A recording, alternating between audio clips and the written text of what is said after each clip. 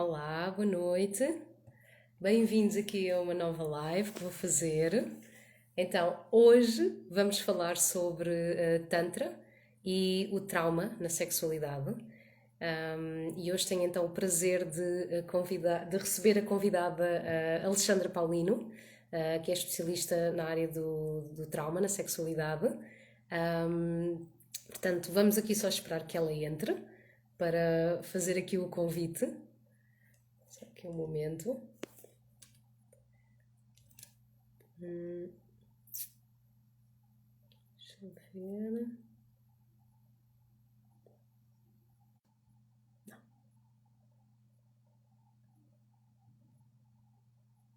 Ora, deixa eu ver se ela já entrou. Ainda não.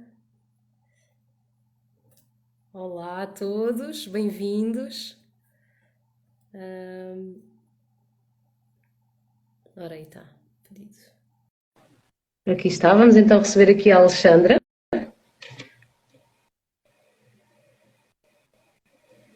Oi, Alô, boa noite. boa noite. Estas Estás-me a ouvir entradas, bem?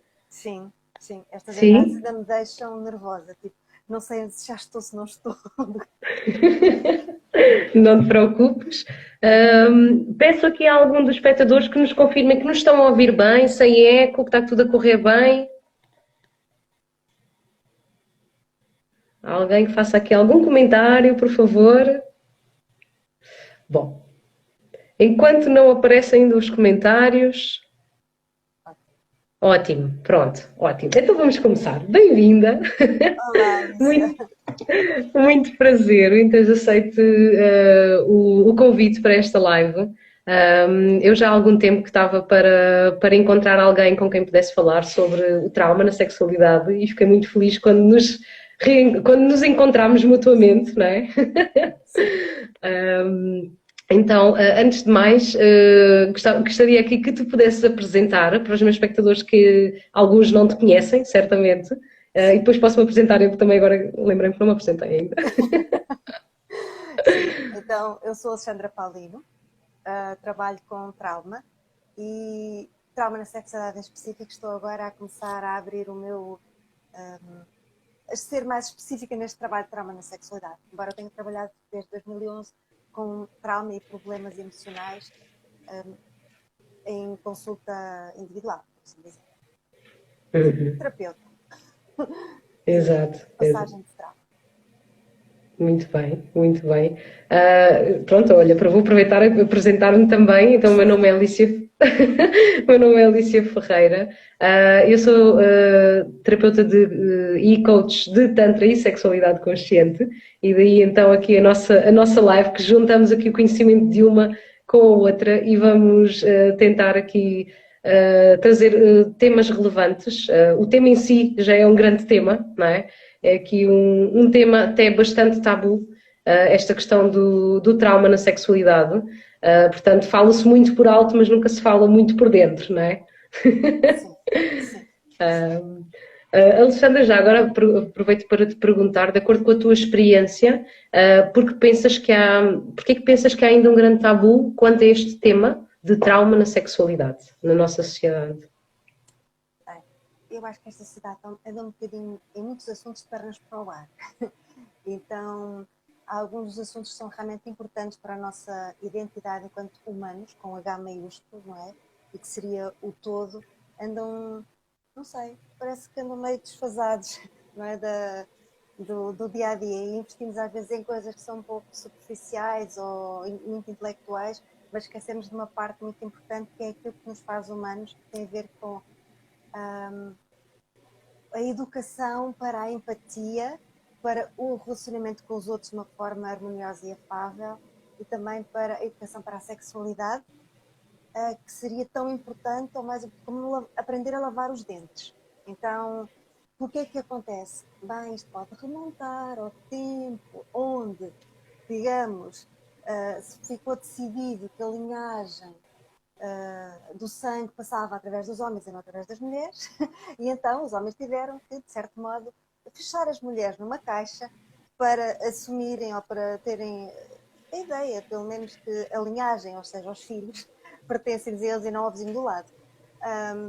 O que realmente dá uma consequência da nossa sociedade ser assim um bocadinho masculinizada, não é? Tem um pouco os princípios masculinos e que eu não acho que seja de todo...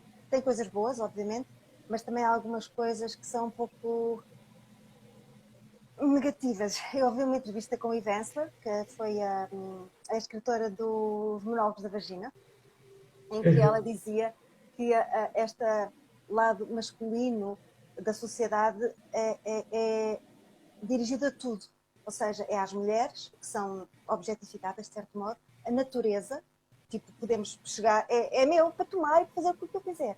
Então, eu não concordo que seja assim para todos os homens, ou seja, não sei que os homens sejam isto, mas a sociedade em si, e o modelo de sociedade, e o modelo também religioso que vivemos aqui neste momento, neste lugar, tem muita carga que não é útil e que faz com que a sexualidade seja tabu.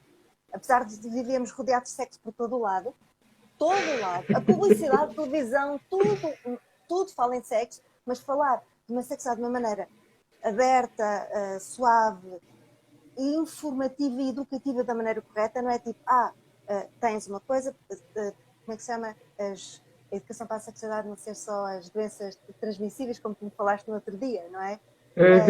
E tipo, as posições... E os métodos contraceptivos. E os métodos, pronto, já está. Exato. Não é? Então, sem qual dúvida. é a tua opinião sobre isto? A minha opinião sobre isto. Tocaste aí em 2 pontos, que é o patriarcado e a religião, não é? Porque a religião já surge num período em que o patriarcado já estava estabelecido como sistema hierárquico, e o que é que acontece? De alguma forma, a mulher, por causa deste patriarcado, acabou por naturalmente adotar uma posição submissa. Portanto, ela pertencia sim a uma família, portanto, e aqueles terrenos iam ser herdados para o descendente daquele homem, não é? Sim. Exatamente. Descendente masculino, que as mulheres não ganhavam.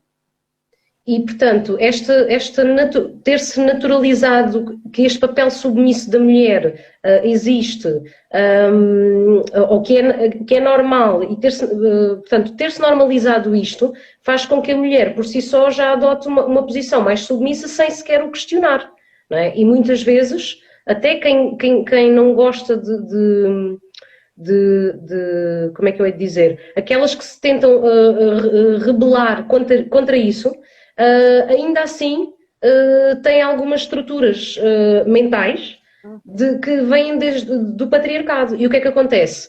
Portanto, o trauma na sexualidade, que por causa disto é muito mais comum à mulher do que ao homem, sabendo ainda assim que existem homens com traumas na sexualidade, mas focando mais na parte da mulher, portanto, é natural que a mulher submissa não queira.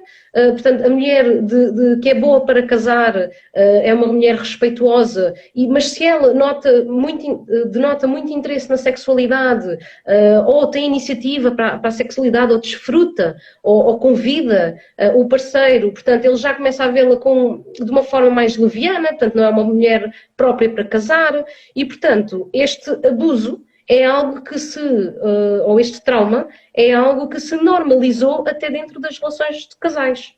E, portanto, e depois a mulher acaba também por se sentir culpada, porque uma mulher tem vergonha de admitir que houve algum abuso, houve alguma situação traumática na sua sexualidade, porque a sexualidade em si já é tabu, e o facto de confessar que foi abusada ou que surgiu algum trauma, ela vai ser julgada de imediato, e a pergunta que se faz às mulheres que dizem fui abusada, isto agora só falando do abuso sexual, que é só um dos tipos de trauma, não é?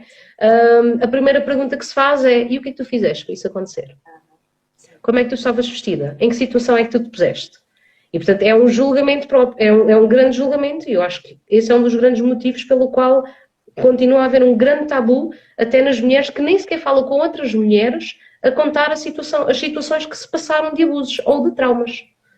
Sim, as próprias mulheres têm incorporado esta aprendizagem da culpa e da vergonha. E as mulheres julgam-se umas às outras, não é? Ou seja, porque porque mais uma vez eu sinto que realmente a questão da educação, não é? E da cultura vem de raiz, vem de baixo. Porque se uma pessoa está imersa num tipo de cultura, ela não consegue ver para além disso, tirando, digamos, mais rebeldes, não é? Ou consegue ver um bocadinho mais além, porque a maior parte das pessoas vai com aquilo que é a cultura, segue, não questiona, não põe em causa. E é muito comum o julgamento das mulheres para outras mulheres. E o que é que tu fizeste, o que é que tu andaste a fazer?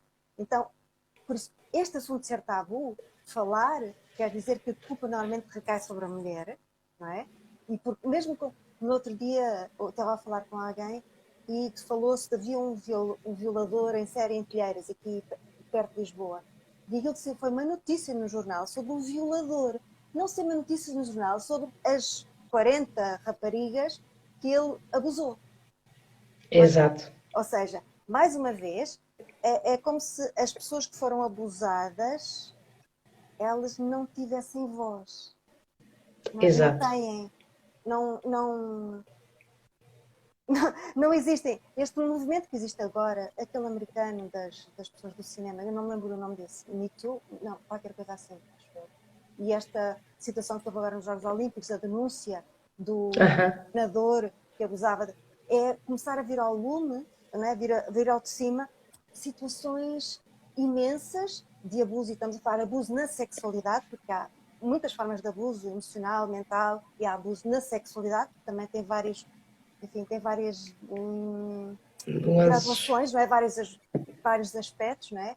E realmente a violência sobre as mulheres é muito forte, muito forte. Não quer dizer que não haja também violência mulheres sobre homens, mas digamos que as franjas, digamos, nas estatísticas, digamos que são franjas, não é? Normalmente são homens mais abusadores e sobre mulheres. Não quer dizer que também rapazes ou crianças capazes não sejam abusados.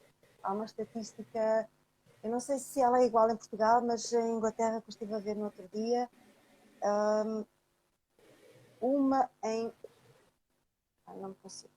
Não sei se era 1 em 8 crianças, se era 1 em 5 crianças é abusada, ou se houve algum tipo de abuso da sexualidade, e dessas, de 5 meninas, 1 é rapaz.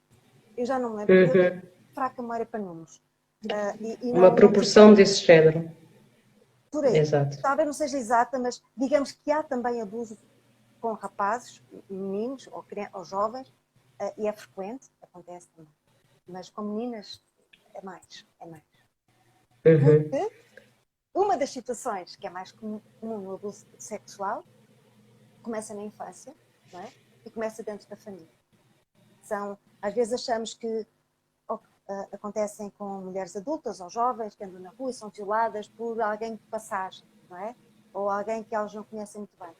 Mas muitas situações de abuso acontecem dentro da casa da criança. Acontecem com alguém próximo da família. Muitas vezes o pai, o avô, o tio, os primos, os irmãos, alguém muito próximo da família. Eu tenho ouvido muitas histórias, não só com as minhas clientes, mas eu informo sobre isto, ou seja, para ter um espectro mais aberto, e as minhas clientes, não trabalho com centenas de clientes neste aspecto, mas é o meu objetivo, porque na realidade há até, digamos, mães que facilitam o acesso dos pais ou de outras pessoas às filhas. Imagino eu que seja, não sei, é uma maneira muito twisted, muito perversa de ver as coisas, não é? Provavelmente elas estão profundamente danificadas, tal como um pai que abusa de uma filha, não é? Está profundamente danificado. Mas a questão aqui é perceber que acontece muito dentro do núcleo familiar da criança. Exatamente. E não se pode pensar que são desconhecidos, não. É lá dentro da família. Exato, tal e qual. E eu também tenho tido essa experiência, de acordo com os relatos das mulheres que vou ouvindo, e é de facto dentro do seio familiar. Portanto, se nós crescemos numa cultura, hoje em dia toda a gente tem medo de deixar os filhos sozinhos na rua, por exemplo, ou de ficarem até tarde, ou de não terem o telemóvel para dizer aos pais onde é que estão. Portanto, há muito o medo do que está lá fora. É o perigo lá fora. Não ficas em casa porque lá fora é perigoso. Só que nestes casos e reportar-nos agora aqui ao abuso sexual, é de facto dentro do núcleo familiar, portanto, com aquela pessoa que vive ao nosso lado e com que nós temos a maior confiança, não é? O vizinho, o familiar, o primo, o tio, o pai, o avô, e é precisamente nestas situações em que as pessoas devem sim ter atenção ao perigo, porque o perigo não mora lá fora, o perigo muitas vezes mora cá dentro. E é exatamente isso que pronto, é os mesmos tipos de relatos que eu tenho tido, é exatamente isso. Sim, sim. Como? Sim, acontece muito e é realmente incrível que dentro do núcleo familiar, as pessoas que estão mais responsáveis, normalmente as mães, não é? Às vezes não se repara, não dão sinais. Porque uma das questões do abusador, não é? De um abusador de crianças, é conseguir incutir na criança a sensação de segredo, não é? Isto é uma coisa que nós temos, tu e eu, não podes dizer a ninguém, quer seja por segredo, por manipulação e sedução, quer seja por ameaça. Acontece das duas maneiras. Então, quando uma criança, ela não é responsável, porque ela não sabe exatamente o que é que está a passar-se. Ela sabe que há alguma coisa que não está bem. Exatamente. De algum modo, se lhe dói, sabe que há alguma coisa que realmente não está muito bem. Por outro lado, algumas crianças até podem ter alguma sensação prazerosa. Então, mas isso acaba por criar uma sensação interior de que aquilo não está bem também, não é? E na realidade, cria. As crianças não têm um poder, nem educação, nem abertura, nem sabem o que fazer numa situação dessas. Não é? Porque não têm educação para a sexualidade. Ninguém lhes diz que se alguém te tocar de maneira inapropriada, dá-lhe um pontapé e sai daí. Não é? Ou vai fazer, ou vai falar com a mãe, ou vai falar com o pai. Não é? Ninguém lhe diz uma coisa dessas. E depois, às vezes, faz-se prevenção para a sexualidade de uma maneira muito quase anti-afetiva. No outro dia estive a ver um artigo que era por que não dar beijinhos nos lábios da criança? O pai ou a mãe? Assim, eu dou beijinhos à minha filha na boca, mas ela sabe, desde pequenina, que se alguém alguma vez fizer alguma coisa parecida com isso, ela vai borrar feita maluca e vai fazer tudo aquilo que puder para sair dali, porque não é a mesma coisa. Não é a mesma coisa. E não é impedir o afeto que eu tenho com a minha filha, ou a demonstração que eu tenho, que é afetiva e que é doce e fofinha, e que é uma linguagem que eu tenho com ela, não lhe dá, não estou a formatar nela uma permissão para ela aceitar beijo na boca de estranhos. É, exatamente. E acho que aí também entra muito o facto de haver ainda um grande tabu sobre a sexualidade na sociedade. O que é que faz? Faz com que os pais pensem, e esta é também das informações que tenho recolhido das mulheres com quem tenho trabalhado, é que a maior parte das nossas mães nunca nos disse nada ou nos disse muito pouco sobre sexualidade. Porquê? Porque elas próprias têm vergonha, é um assunto tabu, não se fala de sexualidade da criança se não estamos a incentivar. E há, de facto, já chegou a haver manifestações de associações de pais em escolas públicas em que algum professor inovador quis abordar um pouco mais profundamente a sexualidade e os pais dizem não, que estamos a incentivar as crianças. E depois, qual é a consequência disso? Exato.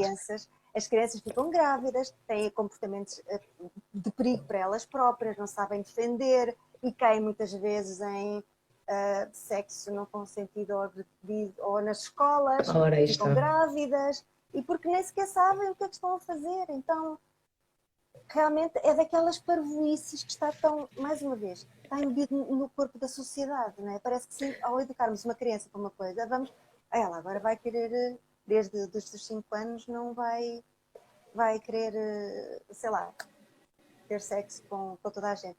Porque é realmente, porque falar com as crianças de uma maneira, eu falo com a minha filha desde que ela era pequenina, ela tem 14. Eu falo com a minha filha sobre sexualidade porque ela sempre gostou de livros sobre bebés e grávidas. Era uma cena que ela tinha. E eu sempre falei sobre isso, adequada à idade dela. E ela diz-me, hoje em dia, que é bom falar comigo, porque nenhuma das amigas dela, nenhum dos amigos dela tem, se calhar, um pai ou uma mãe com quem possa falar e tirar dúvidas. Não é? Exatamente. Então, as dúvidas que ela tem, sobretudo sobre a menstruação, sobre como é que acontece na sexualidade, o que é que se faz, o que é que acontece. Ela própria está tipo, isso é coisa, não quero, não estou na idade para isso, não estou em idade para isso. Mas ela já sabe o que é que pode acontecer, não é?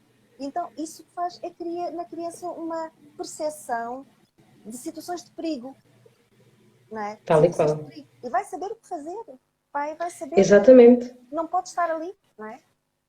Há aqui um comentário em que diz: as mães das nossas mães também não falaram com elas sobre sexualidade. Sem dúvida, isto é algo que é transgeracional, mas lá está, nós estamos agora já no século XXI e cabe-nos a nós, primeiro, desconstruir todo o nosso tabu sobre sexualidade, para quando tivermos os nossos filhos, as nossas filhas, sermos nós a educá-las sem qualquer tipo de tabu, a informá-las o que é normal, o que é que não é normal, a informar os rapazes, os meninos, como é que se deve tratar as mulheres, informar as meninas como é que se deve tratar os homens, e portanto é parte muito dessa educação e das mães reformularem-se e ressignificarem todo o seu conceito de sexualidade em si mesmas para começarmos a mudar toda esta mensagem que é passada de geração em geração.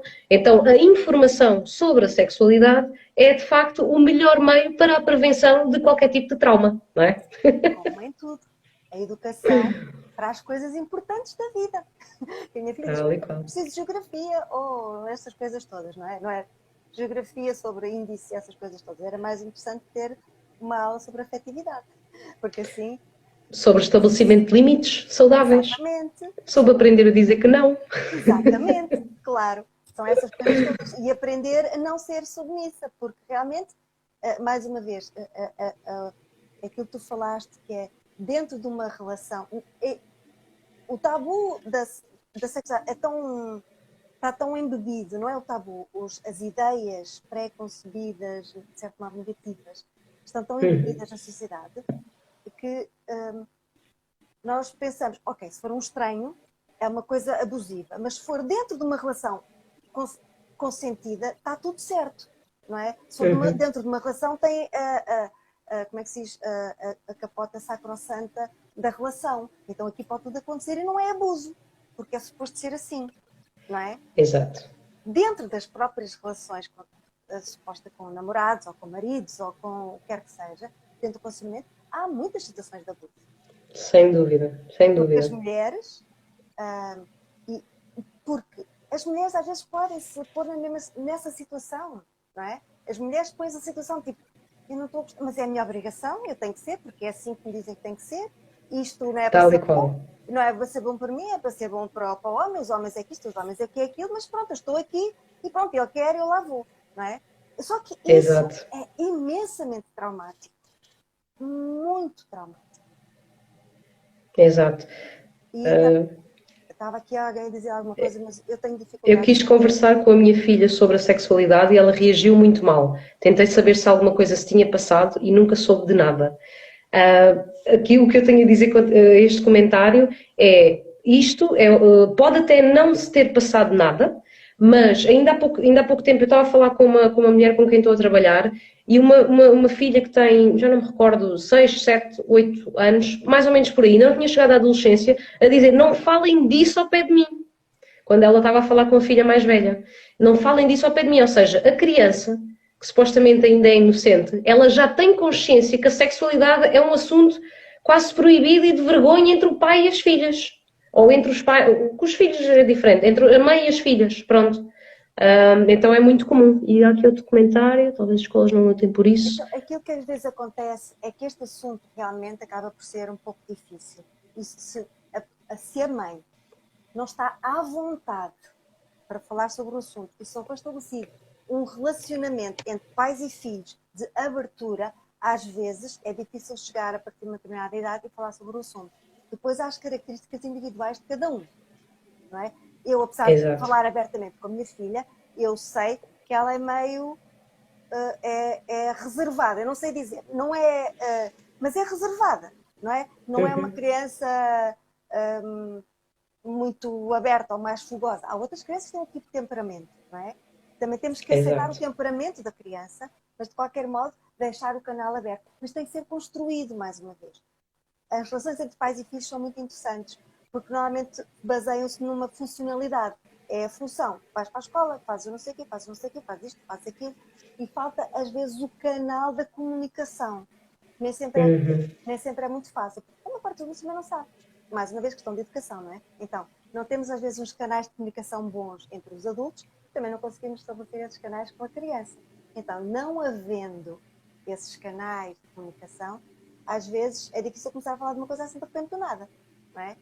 E Exato. a questão é estabelecer esse canal e depois tentar ir. É preciso haver confiança entre as partes, não é? Entre os Sem filhos dúvida. e os pais, para poder haver essa abertura. E depois, às vezes, Sem dúvida. há uma coisa interessante nessa criança que já está, de certo modo, rejeitada. Tem a ver com as coisas não ditas, tem a ver com. Nós aprendemos também por aquilo que se passa à nossa volta, no núcleo familiar, das coisas que não são ditas e das coisas que não são faladas. E também há uma coisa que se chama trauma transgeracional, não é? Aquela coisa que Aham. passa a memória celular.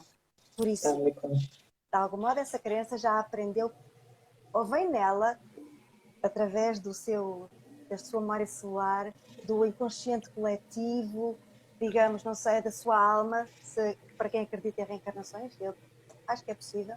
Por isso, já vem com qualquer coisa que, de certo modo, afasta, não é? Já acha que já não há qualquer coisa ali.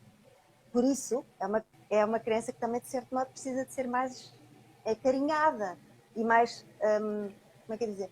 Tem que ter mais abertura para se poder expressar e mais tempo. Não é falar uma vez e desistir. Tem que ser uma coisa que a porta ficar aberta, não é? E ser Sem dúvida. fomentado o caminho. Até mesmo, lá está, questionarmos todas essas crenças. Eu muitas vezes costumo perguntar o que é que, às minhas mulheres, o que é que tu aprendeste com a tua mãe, o que é que tu aprendeste com o teu pai sobre sexualidade? E elas dizem, não, não aprendi nada. Eu assim, tens a certeza? E nos comportamentos não verbais?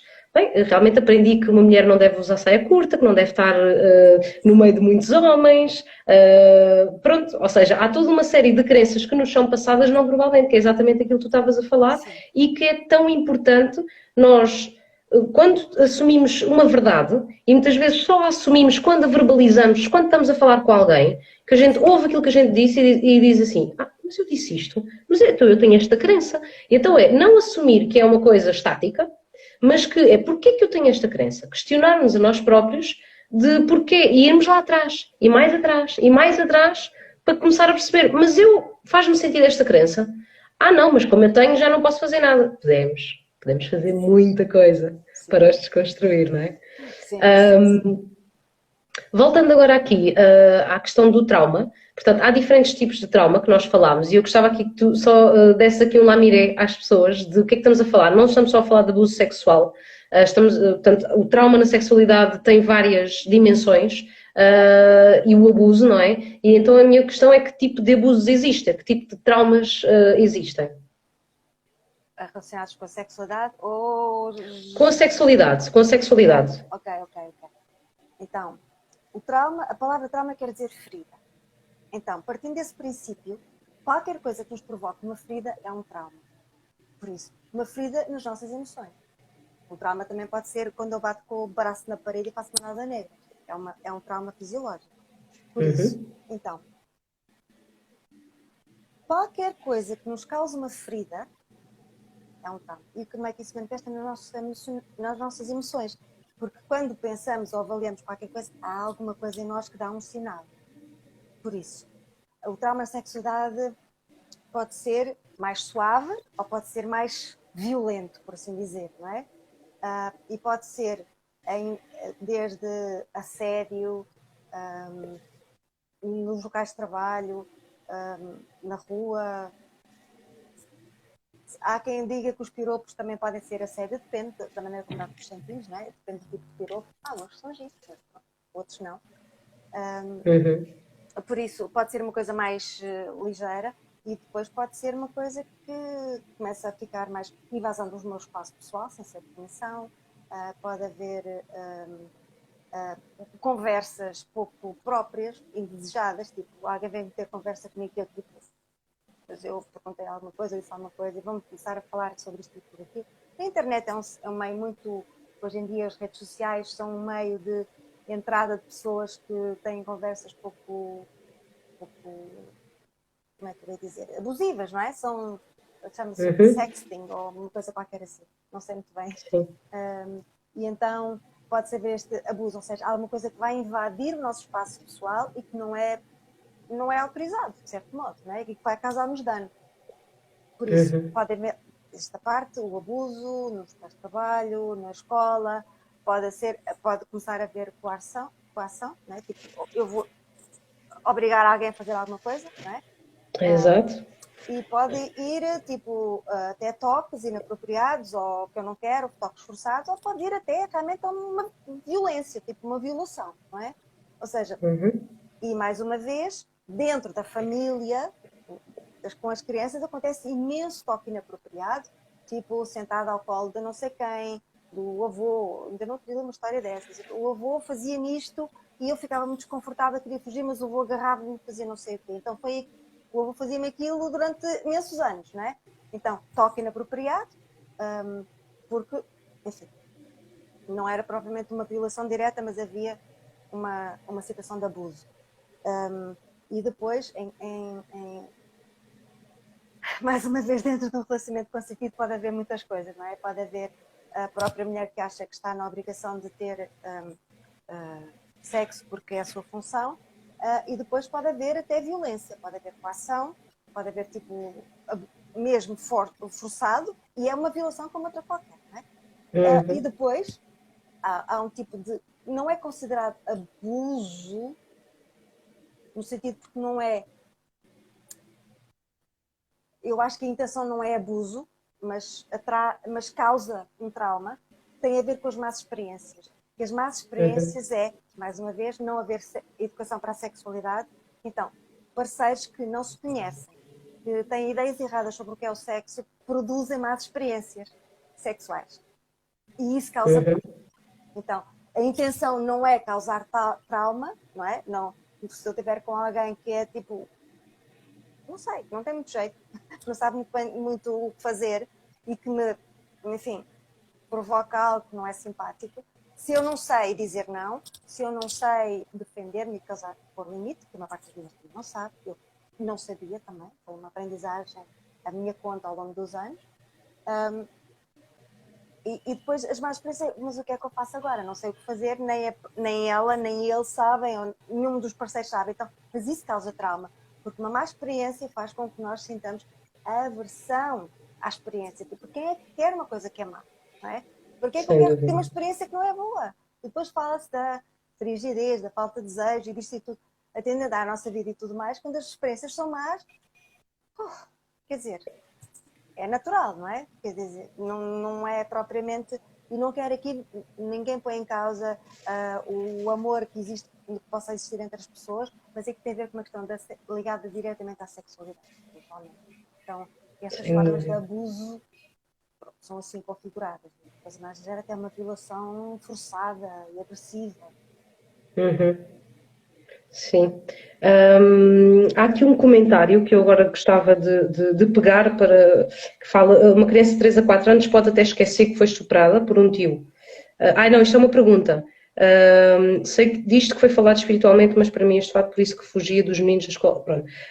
Ou seja, eu aqui gostava só de fazer aqui um apontamento que, de facto, quando nós temos essas memórias traumáticas, nós temos um dos mecanismos do nosso ego, que basicamente é a repressão de memórias traumáticas, não é? Que é aquilo que nós chamamos o recalcamento, não é? E isso pode acontecer, ou seja, nós podemos inconscientemente ou como é que se diz? Inadvertidamente é um mecanismo de esquecer. defesa. É um mecanismo de defesa, porque é um mecanismo que diz isto é doloroso demais, eu vou arrumar isto num cantinho do inconsciente, que é para não me magoar tanto tempo. A questão é que os danos do abuso, ou seja, estão lá, essa coisa que está arrumada no inconsciente continua a causar danos. Porque, de certo modo, a pessoa sente que há alguma coisa que não está bem, não é? Mais uma vez, em algumas das experiências que eu tenho tido, pode haver uma situação dessas. Acho que alguém perguntou sobre coisas de vidas, outras vidas. Eu não consigo ler as legendas, lamento. Não consigo mesmo. É um pouco confuso. Espera aí. Ok. Eu não vou mexer mais nisto, não é? Espera aí. Não, eu não vou andar para trás. Não vou andar para trás, mas não vi nada disso sobre outras vidas. Não, foi uma coisa que tu disseste, eu não percebi muito bem. Mas, mais uma vez, pode ser uma memória traumática que não seja, que possa não ter sido vivida diretamente aqui. Eu não sei dizer isto de outra maneira, sem querer parecer muito especulativa ou quer que seja. Mas Já entendi. aquilo que eu me apercebo nas minhas consultas e no meu trabalho, que faço muitas coisas, é que às vezes a intensidade daquilo que nós sentimos não é nivelada com os acontecimentos. Desta Ou seja, vida. desta vida. Por isso, vem de outro sítio. Então, Exato. quem quer acreditar, acredita. Quem não quer, a sua memória aconteceu nesta vida e está alguma coisa a acontecer nesta vida e ficou forte demais.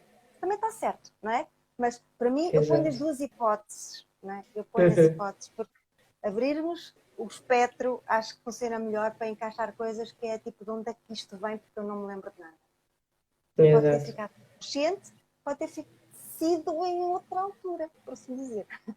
Enfim, esta parte fica assim meio com pezinhos de lã, mas pronto.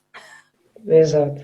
E perguntando agora assim da tua experiência, portanto, das mulheres que recorrem a ti, e também, obviamente, de toda a aprendizagem que tens feito até ao dia de hoje, quais é que são as consequências deste trauma na sexualidade na vida de uma pessoa, entre parênteses, uma mulher? Estamos um bocado dirigindo-nos mais às mulheres. Então, aquilo que eu sinto é que a sexualidade não é apenas um ato que se faz, não é uma coisa fora de nós. Tipo, não é vou ali cozinhar. Até cozinhar faz parte de nós, não é? A sexualidade faz parte de nós. E quando temos uma ferida, ela afeta-nos de uma maneira total. E de algum modo, como todos os traumas, quanto mais cedo na nossa vida acontecer um trauma, mais profundos são os efeitos na nossa identidade. Porque ficam enredados no nosso eu, não é? Ou seja, o nosso eu cresce à volta desse trauma.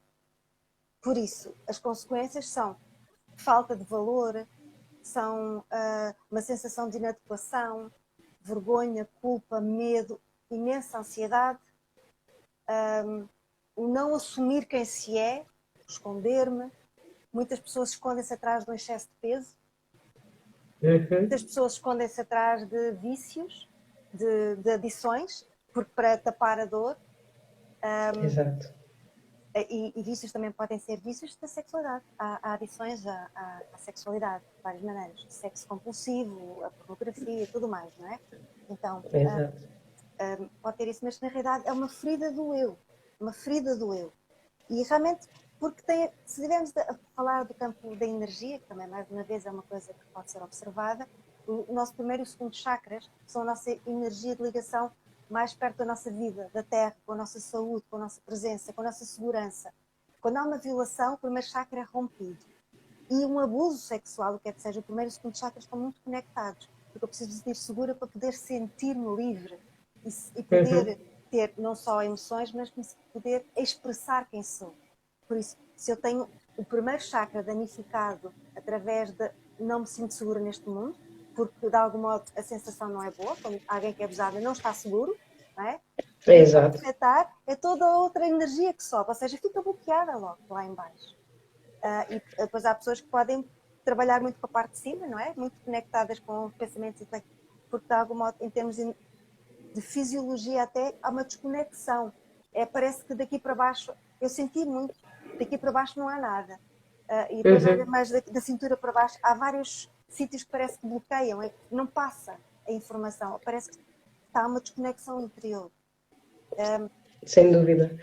Eu aí gostava de pegar naquilo que tu disseste relativamente aos chakras, porque neste caso o chakra, portanto, como tu disseste, o primeiro e o segundo chakra estão bastante conectados, e o elemento do segundo chakra, que fica na zona do útero, dos ovários, não é? Acaba por ser a água. A água é onde se movem as nossas emoções, não é? Quando nós choramos, o que é que sai? Sai água. Portanto, as emoções ali, é um orgasmo emocional, literalmente. E a questão é que todas essas memórias ficam em nós, mulheres, que somos receptivas, somos receptoras, fica tudo acumulado no útero, e isso acaba por ter repercussões em muitas doenças do sistema reprodutor feminino, seja no útero, seja no canal vaginal.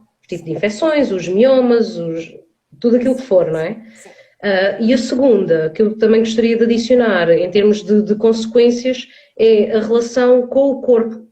Fica super afetada. Sim. Seja no sentido de ausência de sexualidade e aversão à sexualidade, seja no sentido da hipersexualidade. Exatamente. Porquê? Porque a pessoa acaba por ter-se sentido naquele momento impotente e traída. Portanto, a sua confiança, a confiança que ela tinha na pessoa, lá está, que provavelmente era familiar, foi completamente traída e ela sente que o seu corpo foi usado, então sente-se suja. E depois há uma grande dificuldade em fazer essa dissociação de o meu corpo é sujo, ou o meu corpo ficou sujo naquela situação pontual, ou eu sou uma pessoa suja, só, simplesmente porque fui violada, por exemplo. Então, pelo menos aquilo que eu vejo nas mulheres com que eu estou a trabalhar é essa relação com o corpo, elas nem sequer se querem tocar. Sim. E estamos a falar em autoprazer. Porquê? Porque elas têm essa memória traumática nas memórias celulares, como aquilo que tu já tinhas referido, a memória celular. Portanto, há que também, de alguma forma, para transformar esta relação que elas têm com o corpo, há que ressignificar também nessa cura. Na cura do abuso, não é? Ou do trauma. Por exemplo, se reportarmos aqui mais num casal, em que a mulher tem uma história passada de um abuso sexual, de um trauma profundo na sexualidade. Segundo a tua experiência, qual é que é o impacto que isto tem na vida de um casal? Quando esse trauma não foi resolvido? Sim. Então, é bastante. É bastante porque, primeiro, ela pode não dizer que foi abusada, mas tem essa carga toda lá dentro que faz com que... Ou seja, quando acontece um trauma e deste género, o nosso corpo, ele é muito... Nós somos muito animais, não é? O nosso corpo reage muito. E, digamos, há uma sensação de abuso, o nosso corpo contrai e fecha. Faz parte da nossa natureza. E aquilo que acontece é que cada vez que houver uma memória que vá semelhantemente tocar no mesmo lugar, o corpo fecha automaticamente. Se uma mulher foi abusada, o meu corpo está fechado. Porque se começa-se a pensar sequer em sexualidade, ainda não está perto, está lá longe, já começa lá vem aquilo outra vez. A tensão muscular toda. A tensão muscular toda, porque é uma emoção. Toda a ansiedade e todo o medo vai reviver o que lhe aconteceu. Então, cada vez que acontece um ato sexual, vai estar a reviver uma parte daquilo que ela viveu anteriormente. Toda a carga emocional. Vai viver a culpa, toda a vergonha, todo o medo, toda a ansiedade, toda a sensação de ser usada. Tudo. Vai lá estar tudo. Vivo outra vez. Então, aquilo que acontece é a mulher está a reviver tudo isto, então não tem aquele espaço para desfrutar do prazer, embora possa acontecer em algumas situações. Se houver tempo suficiente para ela poder relaxar e estar tranquila, não é? Se eu tiver um parceiro, pois aqui depende um bocadinho do parceiro, do casal, não é? Porque se for um parceiro compassivo, empático e que consiga compreender que há maneiras de ajudar a companheira a ultrapassar os problemas, mantendo mais uma vez a calma, querendo intimidade, querendo um motivo de relaxamento, segurança, não fazer pressão, sem pôr força ou quer que seja, não é? Há uma possibilidade de cura e ao longo desta interação há uma possibilidade de cura para a mulher. Mas muitas vezes os parceiros, mais uma vez, não quer dizer que não gostem, não amem as suas parceiras, mas por falta de educação não sabem o que fazer e fazem coisas pouco adequadas, por assim dizer, que às vezes pioram. muito parvas, exatamente, e que pioram bastante. Reclamam com elas, fazem não sei o quê, é à pressa, porque os homens funcionam à pressa, tipo 3 segundos já foi, porque é assim que se vê em todo o lado, porque não sabem o que fazer, porque não querem saber também. Então,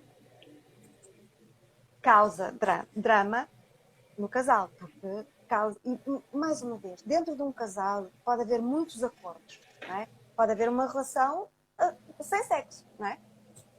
Por acordo entre os dois. Se os dois acordarem, fantástico, se estiverem os dois bem com isso. Mas a questão é que às vezes aqui, nenhuma pessoa, as mulheres não se transformam em freiras por terem sofrido um abuso sexual, não é? Dentro delas existe essa potência. só que ela está tipo esfrangalhada, não é? Exato. Está toda... Então, elas até podem ter sensações e desejos, mas ao mesmo tempo terem medo, terem as duas coisas. Uhum. Então aqui, é tipo, vai para um lado e vai para o outro. Então ela é tipo, não quer cortar, mas também não está bom. Então fica ainda mais confusa às vezes, não é? Porque se fosse tipo, não, cortei com tudo, acabou. Não? Pronto. Então pelo menos encerrou aquilo, não de uma melhor maneira, mas encerrou, digamos, a sequência de trauma e de retrauma, não é? Mas Uhum. quando ainda existe vontade de superar e de ter uma vida mais sexual, mais com prazer e boa, não é? Feliz. Eu gosto de sexualidade feliz, gosto muito de sexualidade feliz, porque há sexualidade muito infeliz. Então, em ter uma sexualidade feliz, se calhar aquilo que é bom para a mulher é encontrar uma maneira de resolver o seu problema e o seu trauma, e também faz parte do parceiro, e depois reeducá-lo ou fazer um trabalho de conjunto, eventualmente, para saberem os dois como lidar com isso, porque mais uma vez, quando estamos numa relação, cada um tem que se resolver a si mesmo interiormente, mas estão os dois juntos, têm que dançar tango juntos, não é? Tem que andar ali numa dança. Tal e qual. Não é só um que faz tudo e o outro fica, não quer saber. Enfim, também, mais ou menos. As mulheres, quem quer mudar, pode mudar. E a relação pode mudar também conforme nós mudamos, não é? Cada vez que cada uma de nós muda um bocadinho o mundo à nossa volta. Por isso, até podem acontecer imensas surpresas fantásticas no fim da nossa vida. Exatamente. Então, Há aqui uma pergunta que eu vou aproveitar esta pergunta para te perguntar. A pergunta é: será possível a cura de um trauma tão grave quanto uma violação? Eu acho que esta pergunta é dirigida para ti, especialmente, e que também aproveito para te perguntar então como é que tu ajudas as mulheres nisto, e vou só relembrar que isto está a passar a correr, temos 11 minutos. Sim. Ok, então, muito rapidamente, o trabalho que eu faço eu não sei, a técnica que eu utilizo como base chama-se EFT, Emotional Freedom Techniques, ou técnicas de libertação emocional. E a palavra boa é libertar. Ou seja, aquilo que acontece entre nós é quando nos acontece alguma coisa, há uma carga emocional que fica armazenada dentro do nosso corpo. E aquilo que eu faço é levar a pessoa, num caso de um abuso, com muita suavidade, porque não queremos reviver um trauma, mas vou tirando as camadas desse trauma, libertando, e aquilo que acontece é que a pessoa de repente não perde a memória, não é?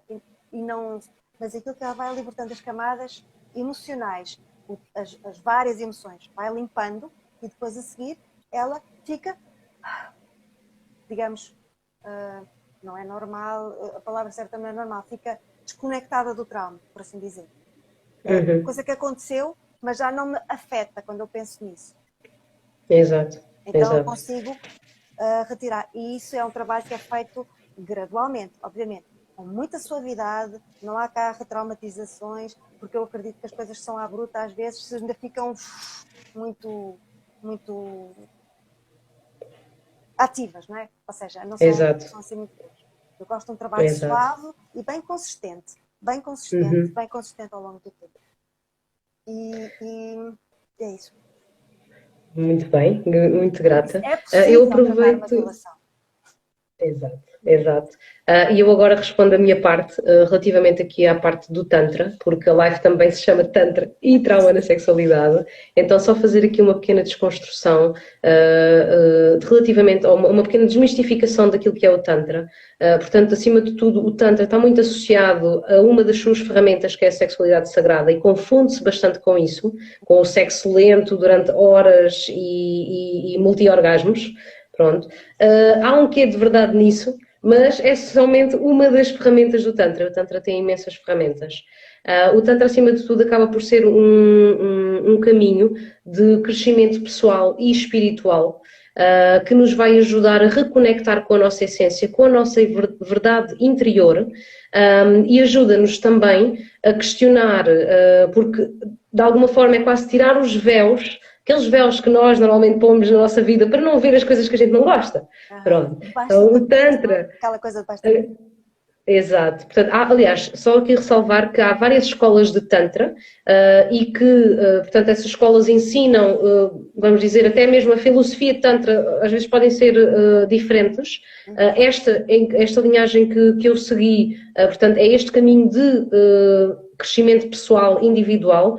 E uma vez que nós olhamos para nós próprios e fazemos essa autoobservação profunda, acabamos por ir descobrir as crenças que temos, limitantes, e eu tenho desconstruído muitas crenças limitantes, ainda agora voltei de um retiro e quando a pessoa pensa que não tem, não tens não, anda cá.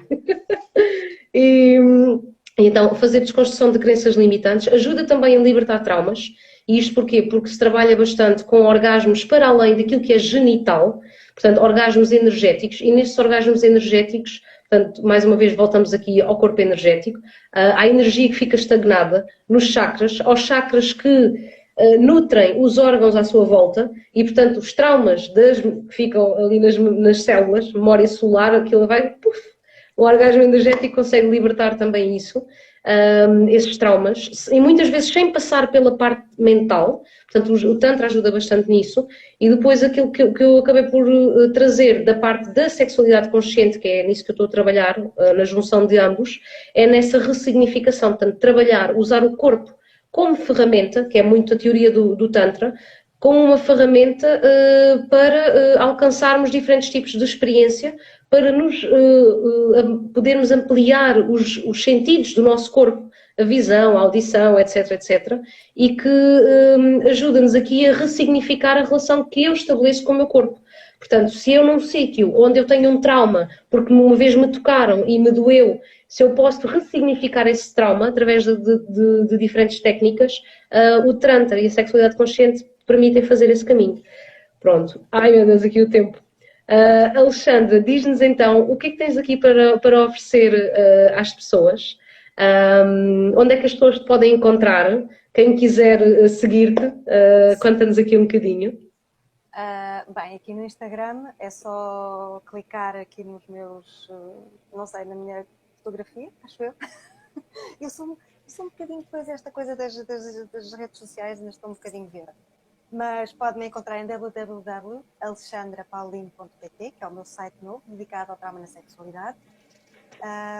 E podem contatar-me por telefone 966107832 e no Facebook e tudo mais. Bem, no meu site estão lá as ligações todas. Por isso, então aquilo que eu tenho para oferecer neste caso é um trabalho de reconstrução do eu. Um bocado aquilo que a Alicia está a falar e aquilo que eu quero... estou a fazer um programa que se chama O Prazer de Ser Mulher, que é o trabalho de superação do trauma e de aprendizagem de quem é que eu sou. Com o trabalho de superação do trauma com a EFT, com um trabalho de aprendizagem e de reeducação para a sexualidade, dentro de uma estrutura onde eu possa, cada uma das pessoas possa aprender e perceber o que é que para si faz sentido. Ou seja, com respeito por si mesma, não é? Eu não tenho que seguir uma linha só porque alguém me diz que eu tenho que seguir, não é? É o perceber-se a si mesma. Também é um trabalho de crenças, mas também trabalho emocional, porque atrás de uma crença há sempre uma emoção. Então, para mim, as crenças estão ligadas às emoções, por isso eu gosto mais de trabalhar com emoções, mas também através das crenças chegamos lá. Então, limpar os bloqueios que eles existem e depois todo o trabalho de construção e de estrutura para aprendizagem, coisas diferentes. Precisamos de aprender num ambiente que seja estruturado. Eu sei que andei anos a aprender aqui, e lá, e às vezes não sabia porque é que uma coisa não batia certo com a outra, enfim. Então, assim, é um programa que eu ofereço que é de 5 meses e que vai realmente focar-se mais na reaprendizagem do eu e na superação do trauma e das crenças limitantes todas negativas. E vai contar com a Alicia. Porque eu, apesar de ter já feito várias experiências com Tantra e tudo mais, não sou facilitadora e convidei a Alicia para participar e para trabalhar, para falar sobre esta experiência também, que eu acho que é muito importante e muito útil. As minhas experiências com Tantra foram também super interessantes e foi um caminho também de descoberta de coisas novas, tipo, afinal, isto faz sentido. Era assim que eu pensava que devia ser. Pois, então, foi mesmo uma boa aprendizagem. Por isso, para este programa, vou apresentar uma jornada que se chama Jornada Despertar o Prazer Feminino. Começa na próxima segunda-feira, dia 13, e vão ser 5 aulas em dias saltados. Por isso, quem quiser seguir este caminho de aprendizagem, de reconstrução de si mesma, de perceber porque é que está com problemas na sua sexualidade, não sabe bem porquê, então convido a participarem. É uma jornada gratuita, por isso podem se inscrever. E no link da minha bio está lá o link para a inscrição. E no meu mural aqui no Instagram há vários posts que falam sobre isso. Por isso, é isso. Venho convidar-vos a participar. Muito obrigada. Muito grata também a ti pelo convite que me fizeste de colaborarmos. De alguma forma o nosso trabalho acaba por se complementar, não é? Tu focas mais numa área, eu foco noutra área. Embora há ali algumas coisas que se tocam, e é sempre um prazer trazer alguém com quem possamos discutir estes temas que para mim são tão relevantes e tão pouco falados na sociedade. E alguém com a experiência que tu tens, com o trabalho que tu estás a fazer. Portanto, muito grata pelo convite. Eu aproveito também para divulgar, portanto, eu estou aqui no Instagram, o Despertar, pronto, onde agora vou encontrar aqui na live, não é? Despertar Holístico Alícia. No Facebook, ao contrário, Alícia Despertar Holístico. Tenho também um grupo exclusivo para mulheres, de empoderamento de mulheres, um grupo gratuito no Facebook. Depois tenho um grupo misto, que vou publicando artigos sobre relações conscientes, e pronto, e basicamente também tenho um programa de empoderamento de mulheres, de transformação, onde se trabalha bastante a autoestima, a autoimagem, o amor próprio e a valorização pessoal, que são pilares fundamentais para evitar também que o trauma volte a acontecer, não é? O empoderamento da mulher, para ela aprender a estabelecer os seus próprios limites e conquistar e desvendar e descobrir a sua deusa que existe dentro de si e ficar à vontade na sua sexualidade. Porque penso que a sexualidade, pelo menos para mim, é um dos campos de maior vulnerabilidade do ser humano. E uma vez que nós nos empoderamos no nosso maior campo de vulnerabilidade, então quando nós estamos fora dessa vulnerabilidade no dia a dia, com a família, com os amigos, com o chefe, não é? No trabalho, então se eu já estou empoderada a nível sexual, quem é que me para lá fora? Ninguém. Exato. Não é? Por isso é que é mais do que sexualidade, é ser inteira. Para mim é realmente, se eu superar estas coisas, os problemas da sexualidade, os meus traumas e tudo o que acontecer, eu volto a ser eu. Ou seja, é o meu eu verdadeiro. É esse o encontro que eu acho que é importante e que devemos fazer, que é encontrar o meu eu verdadeiro, que é livre, não tem papas na língua, mas é gentil na mesma e, na realidade, sabe defender e sabe colocar-se as coisas no seu devido lugar. Não é? Então, é sempre muito, muito, muito importante. E eu gosto muito também dessa abordagem do Tantra, o corpo, o trabalho inconsciente, é muito... Gosto. Estou muito feliz. Sem dúvida. Muito grata, Alexandra. Olha, fomos aqui ao minuto. Vamos agora cumprimos aqui com esta 1 hora. Muito grata, um prazer receber-te. Um prazer também o convite que tu me fizeste. Vamos continuar aqui em contacto. A Manuela, beijinhos, Manuela, maravilha escutar-vos, gratidão. Estamos aqui a ter aqui alguns bons comentários, grata, excelente conversa, gratidão, muito obrigada a ambas, parabéns, muito interessante. Bem, e se alguém tiver alguma dúvida que queira colocar e que eu aqui não consigo ler as mensagens, por favor coloquem, mandem-nos mensagens, que eu tenho que responder, não é? Então, mandem as vossas dúvidas se tiverem. É isso mesmo, podem enviar tanto para a Alexandra como para mim e nós reencaminhamos uma para a outra, consoante aquela que for mais indicada, não é? Sim, é isso. E pronto, olha, vou então desligar. Muito grata a ti, muito grata a todos os espectadores pela vossa presença, pela vossa participação e qualquer coisa estamos a vosso dispor. Adeus, boa noite. Adeus, boa noite, beijinhos a todos. Tchau, tchau. Tchau.